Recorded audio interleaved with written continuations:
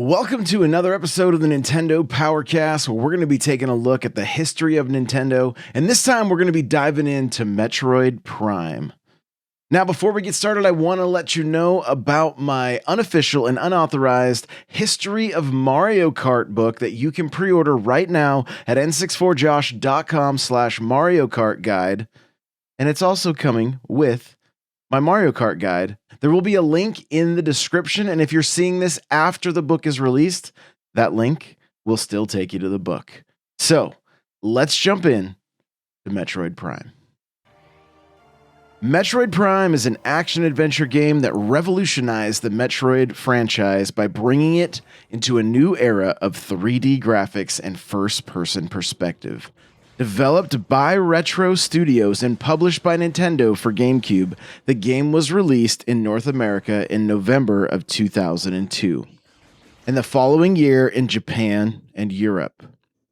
The game, alongside Metroid Fusion for Game Boy Advance, marked the return of the Metroid series after an 8-year hiatus following Super Metroid in 1994. The game takes place between the original Metroid and Metroid 2: Return of Samus. Players take control of the iconic bounty hunter, Samus Aran, who must battle the space pirates and their biological experiments on the planet Talon 4. As a result of the collaboration between Retro Studios in Austin, Texas, and Japanese Nintendo employees, including producers Shigeru Miyamoto and Kensuke Tanabe, Metroid Prime was a remarkable fusion of Western and Japanese game design. Miyamoto suggested the project after visiting Retro's headquarters in 2000. The game's focus on exploration over combat led Nintendo to describe it as a first-person adventure, rather than a first-person shooter. This approach resulted in an immersive and engaging experience that set a new standard for the action-adventure genre. Metroid Prime was an instant classic, receiving universal acclaim from critics and gamers alike. It sold more than 2.8 million copies worldwide and won several Game of the Year awards. To this day, it is widely regarded as one of the greatest games of all time, remaining one of the highest-rated games on Metacritic. Following the success of Metroid Prime, 2 sequels were released: Metroid Prime 2: Echoes in 2004, and Metroid Prime 3: Corruption in 2007. In 2017, Metroid Prime 4 was announced and is still in development. Recently, in 2023, a high-definition remastered version of the game was released for the Nintendo Switch, allowing a new generation of gamers to experience the timeless adventure of Samus Aran in the prime of her career. Metroid Prime's gameplay is a unique blend of exploration, puzzle solving, and combat, all from a first-person perspective. Players take control of Samus Aran as she navigates the treacherous world of Talon 4, searching for 12 Chozo artifacts that will unlock the path to the Phazon Meteor Impact Crater. As players explore, they must solve puzzles to reveal secrets and gain access to new areas, which often involves platform jumping and using Samus' iconic Morph Ball mode. The game's lock-on mechanism allows players to circle strafe enemies while staying locked onto them, which is essential for the game's challenging combat encounters. Samus must collect power-ups throughout her journey, including the Varia suit, which protects her armor from high temperatures, allowing her to enter previously inaccessible areas. These power-ups must be collected in a specific order, and players must defeat bosses to earn some of them. The game's heads-up display, which simulates the inside of Samus' helmet, features various tools to help players navigate and fight their way through the game's hazards. The display can be altered by exchanging visors, including thermal imaging, X-ray vision, and a scanner that can search for enemies' weaknesses and interact with mechanisms such as force fields and elevators. Players are incentivized to explore the game's vast world to find upgrades such as missile expansions and extra health, which are essential to taking on the game's challenging boss fights. Metroid Prime also introduces a hint system that provides players with clues about ways to progress through the game. which can be helpful for those who might get stuck in certain areas. Players can also connect Metroid Prime with Metroid Fusion using a GameCube Game Boy Advance link cable to unlock the cosmetic use of the fusion suit that Samus wears in Metroid Fusion, and the ability to play the original Metroid game. This feature adds an extra layer of depth to the game, encouraging players to explore beyond the core gameplay. Metroid Prime features an extensive array of items that players must find and collect throughout the game to improve Samus's arsenal and suit. These include powerful weapons, armor upgrades for Samus's power suit, and items that grant abilities that are essential for traversing Talon 4's treacherous landscape. The Morph Ball is one of the key abilities that players must acquire, as it allows Samus to compress herself into a ball and roll into narrow passages and drop energy bombs, providing a means to access new areas. Another critical item is the Grapple Beam, which works by latching on to special hooks called grapple points, allowing Samus to swing across gaps that would otherwise be impassable. The game's beam weapons are unique in that they do not have the stacking ability found in earlier games in the series. Instead, players must cycle through the 4 beam weapons, each with their charge combos that have radically different effects. Other upgrades include boots that allow Samus to double jump, and a spider ball upgrade that enables her to climb magnetic rails. Metroid Prime also features several items from previous games in the series that have altered functions. The game rewards players who collect a high percentage of items and scan visor logs with unlockable art galleries and different endings.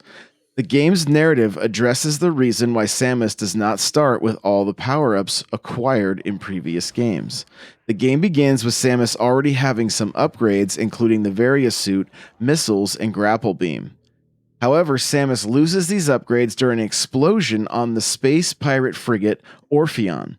The producer stated that this was a way to give players different things to do and to learn the function of these items before settling in to the core gameplay. Overall, Metroid Prime's extensive array of items and upgrades is an integral part of the game's immersive world and gameplay, providing a rewarding sense of progression and an incentive for players to explore every nook and cranny of the game's vast world. Metroid Prime features an extensive and immersive storyline, a significant departure from the previous games in the Metroid series. Retro Studios wrote the game's narrative, which features short cutscenes before critical battles and a scanner in the heads-up display that extracts backstory-related information from objects. The game is set on the planet Talon 4, which was formerly inhabited by the Chozo race. 5 decades ago, a meteor impacted Talon 4, contaminating the planet with a corruptive and mutagenic substance called phazon. The impact also brought with it a creature known to the Chozo as the Worm. The Chozo race eventually fell, but a large containment field emitter in the artifact temple in the Talon overworld area was built as a seal to the meteor's energies and influence within the crater where it landed. The space pirates seek to disable or bypass the containment field emitter to gain better access to extract the phazon. The field is controlled by 12 Chozo artifacts that are scattered around the planet, which Samus must collect to unlock the path to the phazon meteor impact crater. The narrative in the Prime trilogy takes place between the events of Metroid and Metroid 2, providing a valuable addition to the series' lore. The game's storyline is integral to its immersive world building, providing a sense of purpose and urgency to Samus's journey, and establishing a clear connection between the game's world and its characters. Samus Aran receives a distress signal from the space pirate frigate Orpheon, whose crew has been brutally slaughtered by the pirate's own genetically modified experimental subjects. At the heart of the ship, she confronts the Parasite Queen, a giant version of the tiny parasites aboard the ship. After an intense battle, the Parasite Queen is defeated and falls into the ship's reactor core, causing the ship to self-destruct. As Samus tries to flee the frigate, she encounters a cybernetic version of Ridley, the space pirate's notorious leader. An explosion during her escape damages Samus's suit, causing some of her abilities to malfunction. Samus escapes to the frigate and pursues Ridley and her gunship towards the nearby planet Talon 4. After landing in the Talon overworld, Samus begins to explore the surrounding areas of Talon 4. She discovers the Chozo ruins, the remains of the Chozo civilization, and learns that the Chozo on the planet were killed by something referred to as the Great Poison, which is designated as Phazon by the space pirates. This poisonous substance originated from a meteor that impacted the planet many years ago. As she explores the ruins, Samus regains her lost abilities, including the Morph Ball and the Varia Suit, and sets off to find Ridley. Samus journeys through the Magmoor Caverns, a series of magma-filled tubes used by the space pirates as a source of geothermal power. She then travels to the Phendrana Drifts, a cold, mountainous location that houses an ancient Chozo ruin, and space pirates' research labs used to study the Metroids. After obtaining new abilities, Samus explores the wreckage of the crashed Orpheon and then infiltrates the Phazon mines, where she learns the outcome of the Phazon experimentation project, including the existence of the Metroid Prime, a creature that had come to Talon 4 with the meteor. Advancing deeper into the mines, Samus fights her way through the Phazon-enhanced space pirates and obtains the Phazon suit after defeating the monstrous Omega Pirate.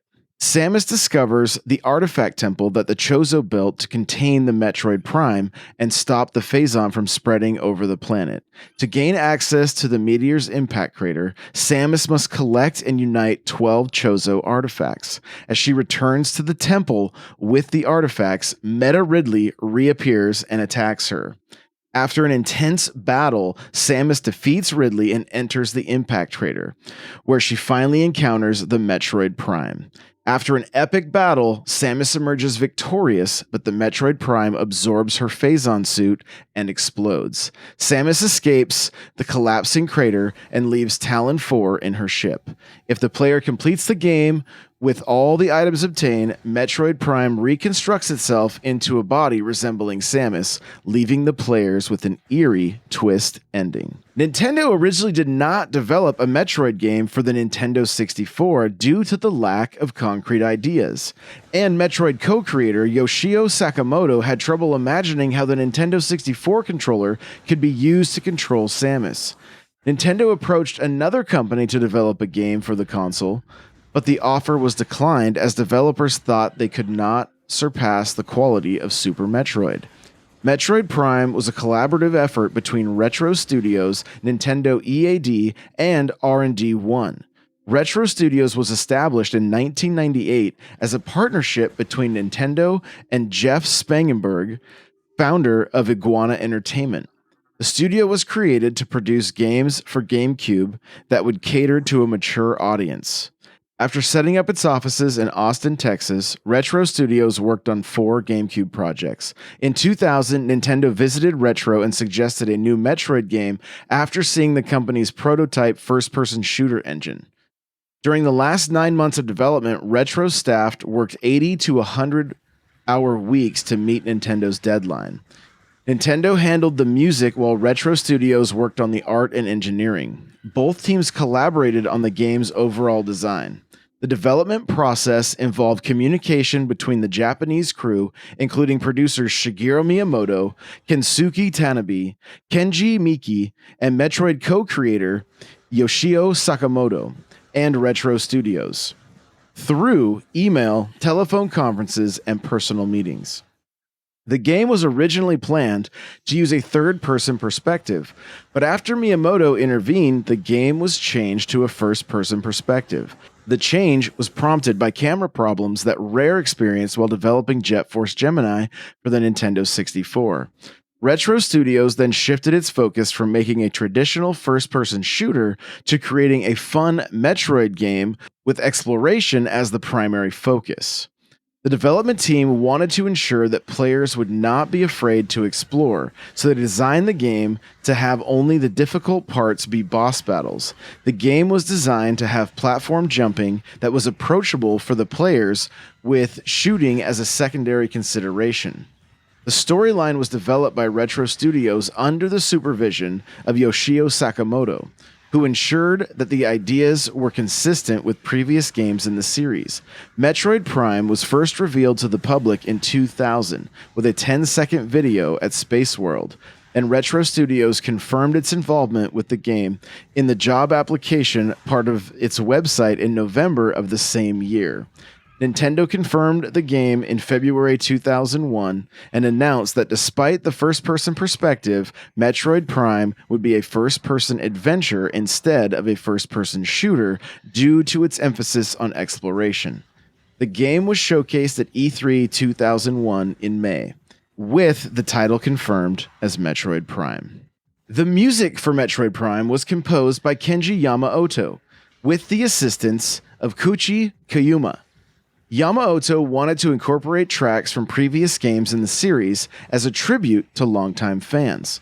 The soundtrack features new arrangements of the classic Metroid themes, such as the Brinstar theme, heard in the Talon Overworld area, and the new version of the Lower Norfair music from Super Metroid, heard in the Magmore Caverns. The music played during the fight with Meta Ridley is a fast-paced rendition of the boss music from Super Metroid, which has become a reoccurring theme in the series. Initially, Tommy Tallarico Studios provided sound effects for the game, but their work was not deemed satisfactory by Shigeru Miyamoto for an extended presentation at Space World 2001. The development team subsequently replaced the sound effects with their own designs. The game supports Dolby Pro Logic 2 setups and can be played in surround sound. A soundtrack album called Metroid Prime and Fusion Original Soundtracks was released by Citron on June 18, 2003, featuring music from both Metroid Prime and its Game Boy Advance counterpart, Metroid Fusion. Metroid Prime was a commercial success, becoming one of the best-selling games on GameCube. It sold 250,000 copies in the first week of its release in North America and was the second best-selling game of November 2002, behind Grand Theft Auto Vice City. As of July 2006, the game had sold over 1.49 million copies in the US alone, earning more than $50 million. It was also the 8th best-selling GameCube game in Australia and sold 2.84 million copies worldwide, becoming the best-selling Metroid game until the release of Metroid Dread in 2022. Metroid Prime received critical acclaim, with Electronic Gaming Monthly awarding it a perfect score and numerous publications naming it their Game of the Year. The game was praised for its graphics, special effects, level design, immersive atmosphere, and intuitive gameplay centered on exploration. However, criticisms included the control scheme's lack of focus on the story and repetitive backtracking. Metroid Prime has appeared on several lists of the best games, ranking 23rd in IGN's Top 100, 29th in a 100-game list chosen by GameFAQs users, and 18th in Nintendo Power's 2009 list of greatest Nintendo games. It was also named the best GameCube game by IGN and ranked 3rd in a similar list by GameSpy. Additionally, Wired named Metroid Prime the 10th most influential game of the decade for popularizing exploration, puzzle solving, platforming, and story among first-person shooters. The game also became popular among players for speedrunning, with specialized communities formed to share speedruns. Metroid Prime was followed by 2 sequels, Metroid Prime 2 Echoes in 2004 on the GameCube and Metroid Prime 3 Corruption on the Wii. These were later re-released on the Wii as part of the new Play Control series in Japan as part of the Wii compilation Metroid Prime Trilogy in 2009. In addition, there have been spin-off titles for handheld consoles including Metroid Prime Pinball in 2005 and Metroid Prime Hunters in 2006 for the Nintendo DS. Metroid Prime Federation Force 2016 was released for the Nintendo 3DS. In 2017, Nintendo announced Metroid Prime 4 for the Nintendo Switch, which was initially developed by Bandai Namco Studios, but later in January 2019, Nintendo announced that development had restarted under Retro. Metroid Prime has had an impact beyond its own series, with elements of the game appearing in other games, such as Super Smash Bros. The gameplay and heads-up display of Metroid Prime have been compared to first-person shooters such as Geist and Star Wars Republic Commando. A demo of a 2D fan game based on Metroid Prime was released in April of 2021, but development was forced to end in August of 2021. Here are some random facts about Metroid Prime. The original Metroid theme was arranged to blend with the newly composed Metroid Prime music to create the distinct Metroid Prime universe, according to Kenji Yamamoto. The size of the save data for Prime is under 60 bytes due to extensive use of world layers. Saving the game requires 2 NTSC to 3 PAL blocks of memory on the GameCube's memory card. For quality assurance, Retro Studios licensed Mantis, a PHP-based bug tracker. Producers would enter bug reports and work with Nintendo of America product testing department. In development builds of Prime, programmers had frames per second and a locks per frame counters in the top left corner of the screen. Assets were stored in a shared folder, which caused a problem when a designer accidentally moved Samus' folder into another one, making her disappear until it was found again. The game's logo was designed by Jim Warnell. It uses Impact font for Prime, but he could not recall the font Metroid was in. Mike Wicken likened programming the game to a Rube Goldberg machine, since every small action had a chain reaction. For instance, collecting the ice beam or ice spreader would set off dozens and dozens of switches and change room states. Prime can only load 2 rooms at a time, the one the player is in and the one they are going to. As such, in rooms with multiple exits, only one door can be opened at a time. According to the unused narration that was partially remixed as a track in Super Smash Bros. Brawl, the events of the game were intended to take place 10 years after the events of the original Metroid. However, in the released Metroid Prime Trilogy art book, it is instead stated that the events of this game take place 3 years later. This further contradicted by the later universe trailer of Metroid Samus Returns, which states that it takes place less than a year after Metroid Zero Mission. Kraid, a boss from Metroid and Super Metroid, was intended to make an appearance in Prime, and designer Gene Kolar modeled and skinned him for that purpose. However, time constraints prevented him from being included in the final version of the game. The Phazon suit in the original GameCube version of the game is not counted as an item until every other item. This includes every single expansion in the game, and all suit power-ups is collected in the game. Though the beta model displays him inside the Phazon mines, Kohler says he was not replaced by the Omega Pirate. A Ripper model and behavior also exists within the data and can be replaced the glider via hacking, and the screw attack and the speed booster were intended to appear in the game, but were scrapped. Prime, Metroid Other M, Metroid Prime Federation Force, and Metroid Dread are the only games where Samus does not remove her entire power suit in the ending. Prime is also the only game in the series to show Samus being unmasked regardless of the final ending, since even in the worst ending, she is seen removing her helmet briefly before the credits roll. The concept of an extraterrestrial meteor crashing into another planet and slowly corrupting it and its inhabitants is similar to the horror writer H.P. Lovecraft's short story, The Color Out of Space. In Glacier 1, there is a Metroid named Hunter Metroid DS, which has been taken as a perhaps prophetic reference to Metroid Prime Hunters. The game's engine limit to the percentage completion is 13,336%. During a Nintendo presentation on February 8th, 2023, Nintendo announced the release of Metroid Prime Remastered for the Nintendo Switch, a high-definition version of the original game. The remaster, developed by Retro Studios with assistance from other developers, including Iron Galaxy Studios, features updated visuals, control schemes, and new unlockable art. The game was released originally on the same day as the announcement, with a physical release following on February 22nd in North America and March 3rd in Europe and Japan. According to Metacritic, Metroid Prime Remastered received universal acclaim, with the critics praising the game's improvements and Retro Studios' ability to pay homage to the original while bringing it up to modern standards. However, the game was criticized for not crediting the developers of previous versions of Metroid Prime by name, instead crediting the original Nintendo, GameCube, and Wii versions' development staff. In conclusion, Metroid Prime remains a beloved and influential game in the Metroid series and the wider world of gaming. It's a successful transition from a 2D franchise into a 3D space. Immersive atmosphere and focus on exploration have helped establish it as one of the best games of all time.